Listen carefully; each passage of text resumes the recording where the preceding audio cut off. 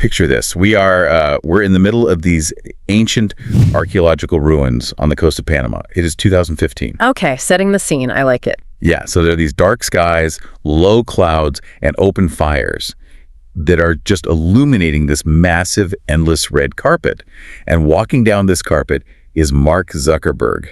Oh, man. Right. And he is surrounded by these guards wielding swords in colorful silk pants and like clusters of extras who are wearing very abbreviated flesh-toned loincloths. Which is pretty much the absolute last environment a tech CEO from Silicon Valley wants to find himself in, right? Exactly. Because this is a state dinner at the Summit of the Americas. You have over 30 heads of state gathered in one place. Yeah. And Zuckerberg is trapped in this ultimate formal diplomatic setting. He's completely miserable, and he's just whispering to his handler, why are there naked people at a state dinner? It's just such an absurd visual. Mm-hmm. And his assigned seating turns out to be right next to these random relatives of some minor president. Right, which is not great for him. Yeah. No, not at all.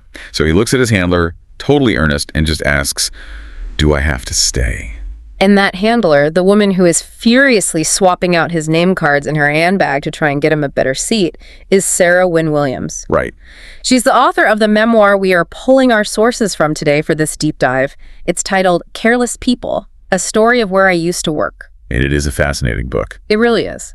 So when Zuckerberg begs to leave, she agrees. But right at that exact moment, the lights go out. Oh, wow. Just pitch black. Yeah, and then a lone spotlight hits this tunnel, and a stream of horses adorned in shimmering silks just comes rushing out into the ruins. So with literally no other exit available, she physically leads Mark Zuckerberg and this whole team of executives in a blind sprint straight into the pitch black tunnel. Dodging terrified horses. Yes, dodging horses in the dark, all just to escape a dinner with world leaders.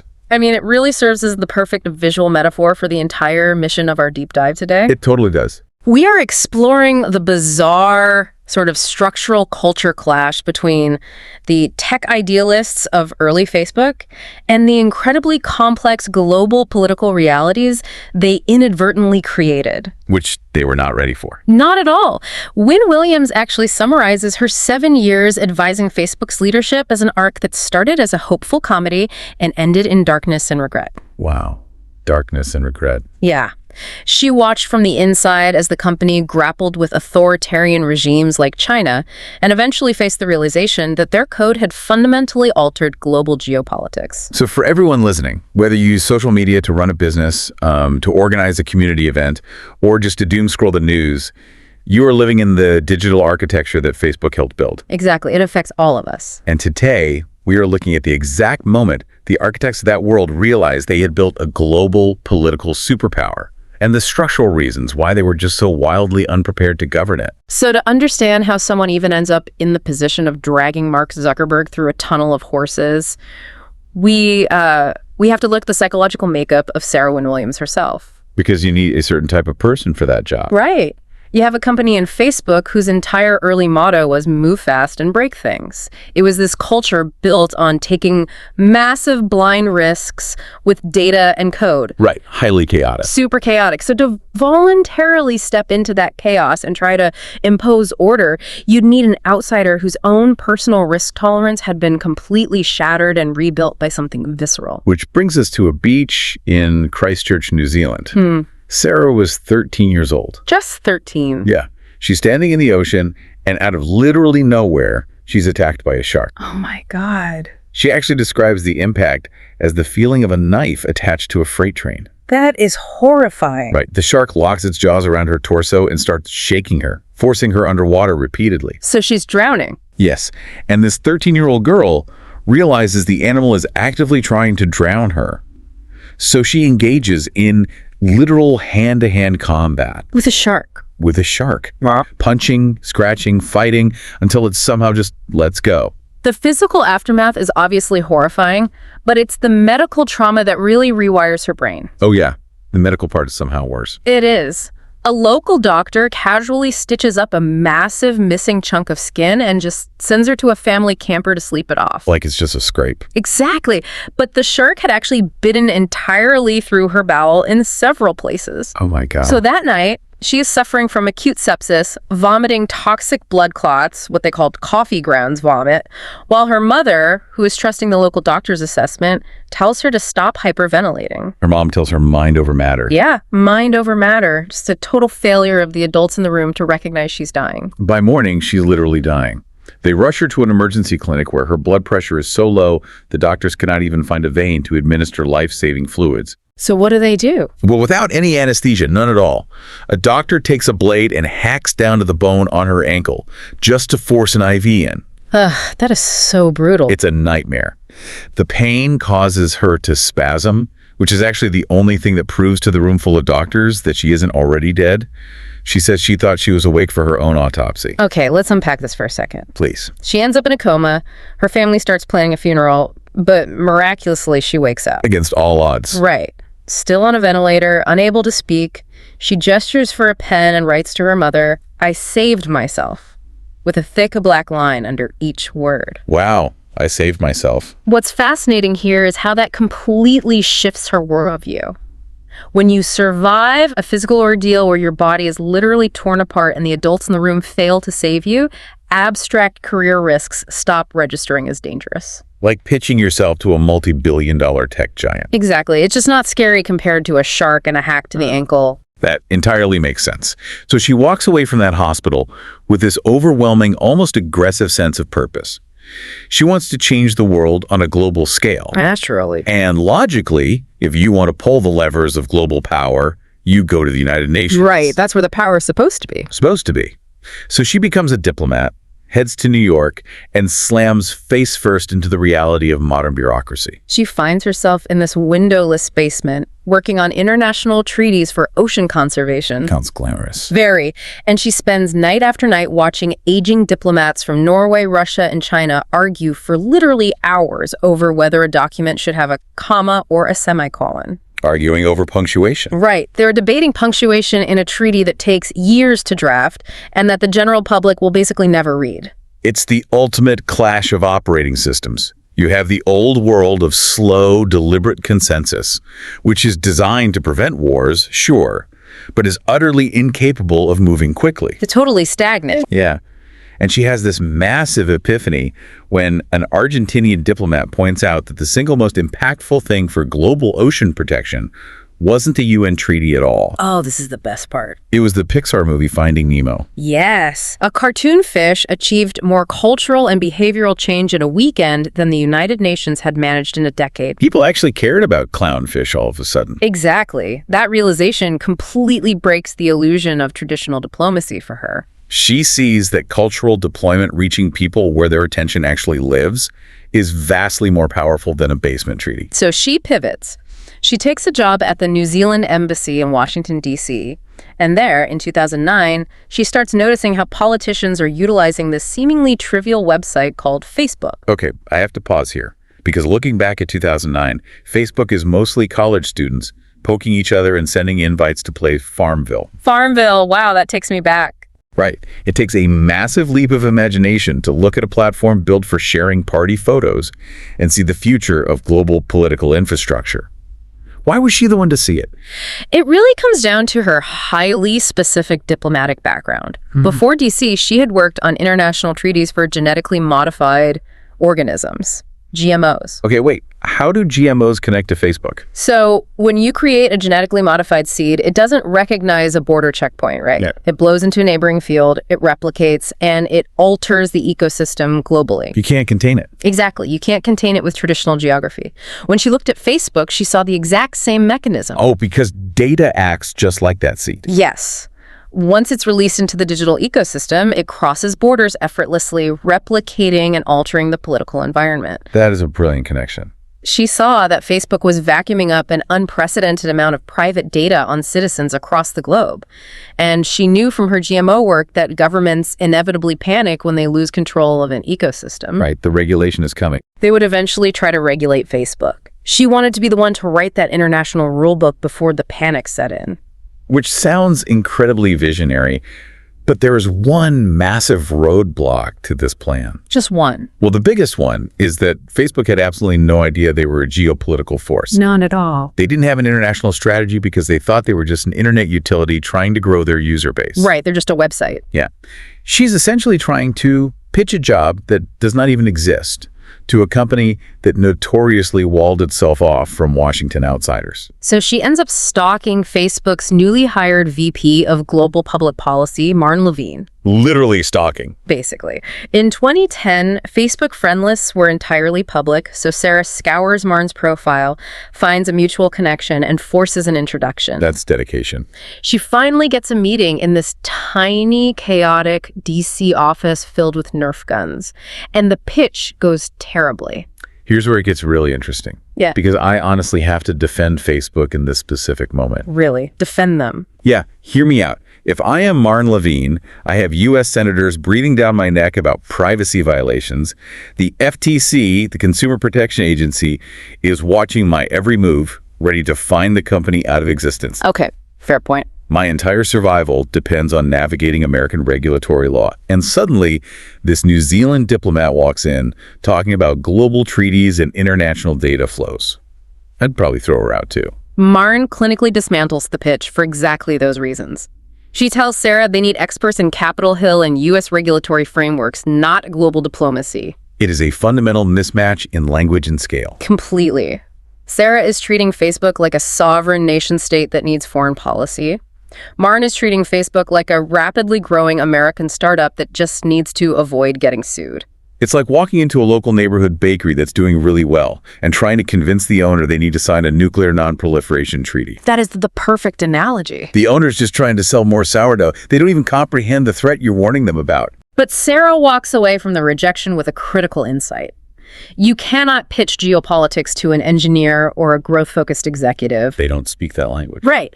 You have to translate global politics into the only metric they care about: market expansion and user growth. And history quickly forces her translation to become incredibly relevant. It really does. In early 2011, the Arab Spring erupts. The algorithmic architecture of Facebook, designed simply to connect friends and share updates, suddenly acts as a decentralized communication network. Bypassing state-controlled media entirely. Exactly. In places like Tunisia and Egypt, protesters use the platform to organize, and suddenly governments are literally toppling. And the U.S. media is completely caught up in the romance of this Facebook revolution. They loved it. Oh, yeah. Yeah. So Marn Levine calls Sarah back in a total panic. Journalists are asking if Mark Zuckerberg should publicly take credit for these democratic uprisings. Which sounds like a huge PR win for an American company, right? It does. But Sarah provides this stark business-saving warning. She tells them that if the CEO of Facebook goes on television and takes credit for overthrowing a sovereign government, authoritarian regimes like China will have the ultimate justification to permanently ban the platform. Right. China wants a firewall. Yes. If you prove your product is a weapon against state control, you prove their firewall is necessary. You permanently lock yourself out of the largest market on earth. And that is how you speak to a tech company. To their wallet. Exactly. She frames geopolitical neutrality not as a moral obligation, but as a business necessity for global growth. So smart. But the real turning point, the moment that actually secures her position, happens a month later when the theoretical impact of the platform becomes violently personal. Yeah, this part is intense. Yeah. February 2011, Sarah is in an airport in Atlanta. Right. She gets this fragmented, terrifying phone call from her sister back in Christchurch, New Zealand. Her sister just says, "I think I'm going to die. Just tell everyone I love them," and the line goes dead. A massive 6.3 magnitude earthquake has just leveled the city where Sarah grew up. The physical infrastructure of Christchurch is totally decimated. Phone lines are down, local news stations are crushed, the emergency dispatch systems are just overwhelmed. And Sarah is stuck on a couch in D.C., completely helpless. So she obsessively refreshes Facebook. And what she witnesses is the platform transforming in real time. Yeah, without any top-down engineering or, like, a crisis mode built into the code, users just hack the basic function of a status update. They stop posting about what they had for lunch and start posting warnings about contaminated water. They use the platform to coordinate rescue supplies. Her sister eventually posts a chilling update about escaping a collapsing building and seeing a man pulled from the rubble, missing his head. Just unbelievable trauma playing out on a social feed. The community lost their physical world, so they organically rebuilt their survival infrastructure online. Sarah sees clearly that Facebook isn't just a political headache or a data privacy issue anymore. At scale, it is a literal lifeline. It has replaced the fundamental utilities of a functioning society. So she calls Martin again, and her voice is cracking. The emotion is super raw. She pitches Facebook not as a regulatory challenge, but as a critical civic tool. She argues that if Facebook is becoming the default emergency infrastructure of the world, they desperately need a diplomat to coordinate with real-world governments during crises. And the translation finally works. It does. Mar offers her the job of manager of global public policy, acknowledging that she isn't even entirely sure what the job will entail. But she has her foot in the door. Right. She is positioned to help write the digital rulebook for the next decade. But her first day inside the machine reveals that securing the job was the easy part. Yeah, changing the culture of the company is an entirely different battle. The culture shock starts instantly. On day one in the raw concrete DC office, she sits down at an empty desk. Just a desk. Yeah. When they ask where her laptop is, she is totally confused. She assumed the laptop they handed her during orientation was a home computer. Because she's coming from a government background. Exactly. Where diplomatic security meant sharing a single wired desktop computer with no internet access. The idea that a company would just hand you a portable machine with access to their entire global database was unfathomable to her. So she literally has to sprint back to her apartment in heels to retrieve it. That laptop incident is funny, but... So, what does this all mean? It points to a profound philosophical divide, doesn't it? If we connect this to the bigger picture, it is entirely structural. Okay. Sarah immediately proposes creating a global council of worldwide experts, historians, diplomats, scholars, to advise Facebook on its international strategy. Makes total sense. But the proposal is instantly shot down by leadership with a very clear message. We make the decisions. They did not want outsiders advising them. But why? This isn't just arrogance, is it? Well, you have to understand the worldview of an elite software engineer. Right. To an engineer building systems at scale, traditional politics is viewed as a legacy operating system. Like outdated software. Exactly. It's slow, it's full of bugs, it relies on human consensus instead of mathematical efficiency. They didn't ignore politics because they were foolish. They ignored it because they genuinely believed their code would eventually render those archaic systems obsolete. That mindset collides spectacularly with reality during her first major assignment. Oh, this story is wild. She is tasked with handling a visit to Facebook headquarters from the Prime Minister of New Zealand, John Key. A head of state. Yeah. And coming from the embassy, Sarah operates under standard diplomatic protocol. When a head of state visits an organization, the head of that organization hosts them. It's just how it works. She naturally assumes Mark Zuckerberg will take the meeting. But the internal team gently informs her that Mark has absolutely no interest in meeting a prime minister. None. They view it as a distraction from product development. Instead, they put forward Elliot Schrage, a communications executive, to handle the visit. I find this detail absolutely staggering. It really is. You have the CEO of a company whose platform is currently being used to organize revolutions and topple governments in the Middle East, and he simply refuses to meet a democratically elected head of state. It shows a complete disconnect from the power he wields. And the execution of the visit highlights that disconnect perfectly. Right, because Sarah tries to prepare the Facebook team for the diplomatic protocols. She warns them that the New Zealand Prime Minister is informal. He won't arrive in a massive motorcade with sirens. So what do the Facebook executives do? Completely disregarding how international diplomacy functions, they decide to just invite all of Sheryl Sandberg's friends to sit in on the meeting as if it's a casual networking event. The resulting scene at headquarters is just absurd. You have the Prime Minister's highly trained security detail aggressively trying to secure pathways. Secret Service style. Right. While 20-something Facebook employees in tiny shorts zoom past the Secret Service on motorized beer coolers. Motorized beer coolers. Yes, the physical environment itself literally rejects the formality of the state. It is the ultimate manifestation of the clash. The people building the tools that were actively reshaping the foundation of human society viewed global politics as a boring, irrelevant system that simply did not apply to their campus. They believed they had transcended the need for diplomacy because they had algorithms. Yeah. The journey detailed in these sources is just incredible.